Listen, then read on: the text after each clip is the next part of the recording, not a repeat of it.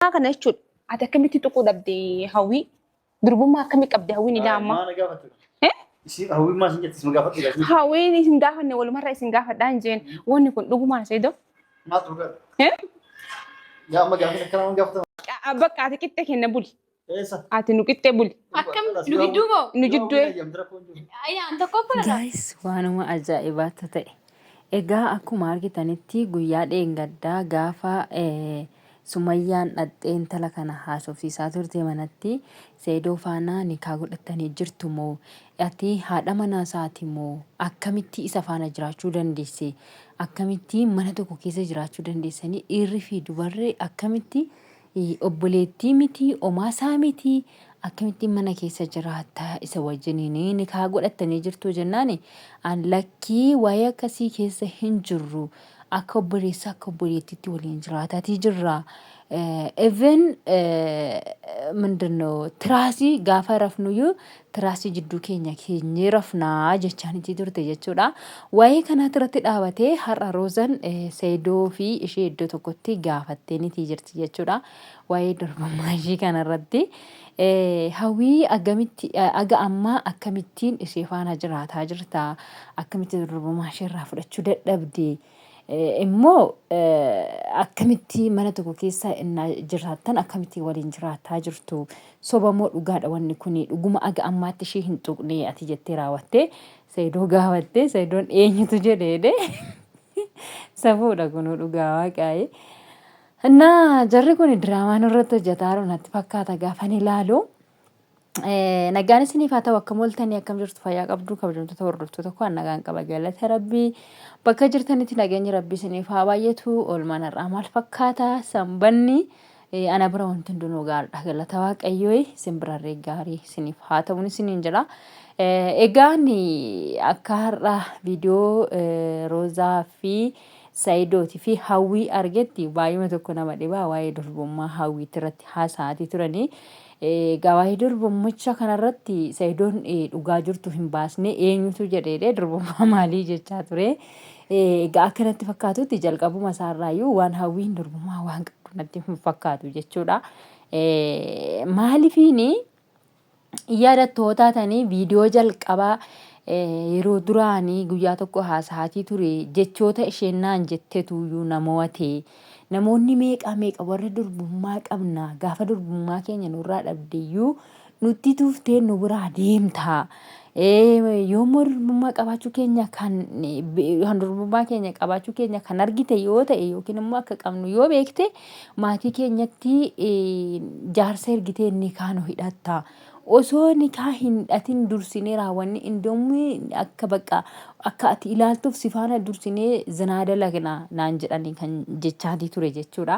So ishiin immoo waa'ee kanaa natti hin dubbannedha yeroo sana inni dubbataatii ture waa'ee durbummaa kana dubbataatii hin turre bargeexa ishiinis durbummaa hin qabaa hin qabu jettee waan itti dubbatte natti fakkaatu yeroo sanatti. Ammas immoo ergumammoo waliin jiraachuu qabaniyyuu waa'ee durbummaa kana irraa dubbatanii hin beekan takka. Jechi inni jedhellee yeroo sana maali jecha isheen naan jettetu namoote jedhe. Jecha isheen naan jettetu namoote jechaatidha kan inni ture.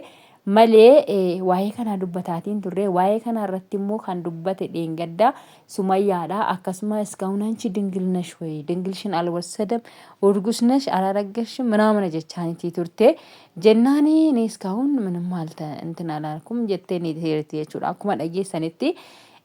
Kanaaf iyyuu jechuudha ani sejjamar jalqabumarraa kaastee mucaan kun waan durbummaa qabdu natti hin fakkaanne osoo qabaattee akkanallee hin godhattu jechuudha dhugaa dubbachuudhaaf namni kabaja ofiitiif jedhee seera of xanaqqee seeraan of eeguu qabdi akkasittis dhaabbattee kaatee mana namaatti osoo jaarsa maatii isiitti otoo hin argamin osoo nikaa hin hidhatin dhiira tokko faana callistee hin galtu jechuudha. Aga fe'ee jaalala saawuu qabaatte aga fe'ee mucaa kanaaf yookiin immoo nama kanaaf yoo illee mararsiifatte aga fe'ee jechuudha.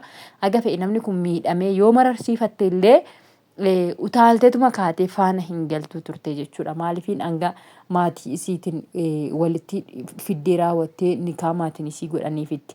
Taariikaa nikaa godhachuu danda'u harka lafa jalaatiin nuti wanti nuti beeknu hin jiru maatii walitti fidanii nama tokko nama lama qabatanii nikaa godhachuu danda'u sheeka tokko faana nuti warra irraa beeknu hin jiru. waa'ee kanaati irratti wanti nuti beeknu hin jiru. Garuu waa'ee durbummaa ishee kanarratti nama baay'eedhaaf gaaffii ta'ee yaada. Sababni isaa innis jechuudha bashi godhe dhugaa dubbachuudhaaf yoo ta'e bashi godhe jechuudha. Durbummaa maalii jechaatii ture akkuma argitanitti ammumayyuu. So kanaafuu jechuudha hawwiin jalqabumarraa kaastee ani durbummaa hin qabduun jedha. Sayidoon irraa furachuu dhiisati jalqabumarraa yoo waan qabdu natti hin fakkaanne. Annaa kana fakkaatanis niin jedha. Gaammoo dhumarratti dhaggeeffattaniitii jirtu dharsaafniitii ta'uu keenya yookiin immoo nuti wal dhungadhaa jetteen akkuma dhaggeeffattanitti Roozaan yoo dhuguma isin nama wal fuudhee yookiin immoo nikaa walirraa qabu taatanii ana biratti wal dhungadhaa jetteen hin didan jechuudha. Urfarratti waliin dhungannu jedhanii didanii. So kuni maayinni jechuun akka miidiyaa irrattis intini jechuun bargit ishiin itti himteen jirtu akka viidiyoo waraabaa jirtu itti himteen jirtu jechuudha. Yaada haasofna jetteeni malee viidiyoo waraabaa jira hin jenneeni. Haa ta'u malee ishiidhuma fuuldurattiyyuu wal dhungachuu hin didan jechuudha. Kanammoo baruu barbaaddota teersaafniitii ta'uu keenya nu bira buliitii ilaalii jedhanii jechuudha. Ishiin immoo akkamittan isin bira bulaa gaafa isin waan biraa jalqabdanii anas immoo miiran qaba dhala namaatiin nyaadha nan dhugaa. Miirri kunatti dhagahamuu danda'a akkamittan isin bira bula jettee of sodaatte jechuudha. Of sodaachuun ishiirra gaariidha. Maaliifini jechuun achi gaafa isaan girri jalqaban gaafa isaan girri jalqaban ishiinis achi yoo girriste yaa rakkoodha jechuudha. So waan ulfaatudha. Gaan beektu Roozaan Sayidoo jaalalli isaa keessa koo seenetii jira. Durallee jaalalama obbolummaatiin jaallataa ture. Amma garuu baay'ee keessa koo na miidhaa jira. Jaalalli isaa ichaatii jirti. So kaleessa yoo kadhatamtu kaleessa yoo biyyi sitti duulee si jaallannee hundi keenyayyuu isa waliin ta'e siin jennu hin diddee har'ammoo miirri kan kee achumatti gadi to'adhuutii taa'i. Wanti gootu hin jiru.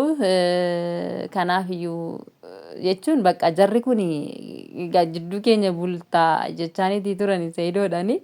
Sayidoon immoo illee hin jenneenni garuu immoo hawwiin akkamitti burraa kaayaruu jettee akkamitti jidduu keenya bulaa hin ta'u malee jettee.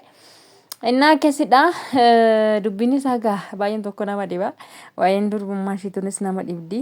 Osoo sirriitti gadi qabeenya waa'ee kanaa ifa nu godhaniitu tulaan immoo dhumatti illee waa himuu laata jedhee tanan hanga dhumaatti taa'ee dhaggeeffataatii ture. Osmanaan afaan banee taa'ee eeguu viidiyichi na harkaa dhumate.